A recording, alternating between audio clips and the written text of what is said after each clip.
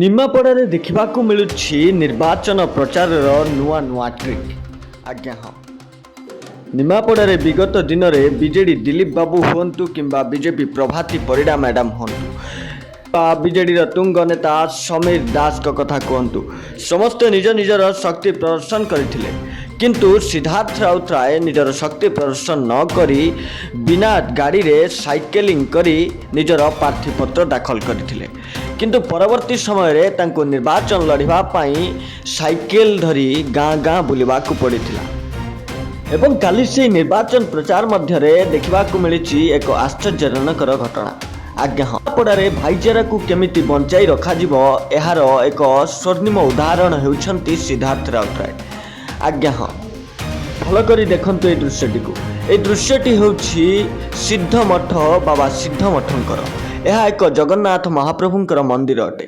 କିନ୍ତୁ କାଲି ଏହି ଜାଗାରେ ଶହ ଶହ ସଂଖ୍ୟାରେ ମୁସଲମାନ ଧର୍ମର ଭାଇମାନେ ଏବଂ ଭଉଣୀମାନେ ଯୋଗ ଦେଇ ପ୍ରସାଦ ସେବନ କରିବା ସହ ସିଦ୍ଧାର୍ଥଙ୍କ ସମ୍ବର୍ଦ୍ଧନା ଏବଂ ସ୍ୱାଗତ କରିଥିଲେ। ଆଜ୍ଞା ହଁ, ଆଗାମୀ ନିର୍ବାଚନ ପାଇଁ କେମିତି ସୁଦୃଢ଼ ହେବ ନିମାପଡ଼ାରେ କଂଗ୍ରେସ, ଏ ନେଇ ମଧ୍ୟ ଏଠି ଆଲୋଚନା ହୋଇଥିଲା। ଏବଂ ସିଦ୍ଧାର୍ଥ ଆଗାମୀ ଦିନରେ ନିର୍ବାଚନ ଜିତି ଆସିଲା ପରେ ନିମାପଡ଼ାରେ କ'ଣ କ'ଣ ବିକାଶ କରିବେ ତାହା ମଧ୍ୟ ଉଲ୍ଲେଖ କରିଥିଲେ। ଏବଂ ସିଦ୍ଧାର୍ଥ ହେଉଛନ୍ତି ଜଣେ ଓପନ୍ ହାର୍ଟେଡ୍ ପର୍ସନ୍, ଏହା ଜନସାଧାରଣଙ୍କର ପ୍ରତିକ୍ରିୟା ମଧ୍ୟ ରହିଥିଲା।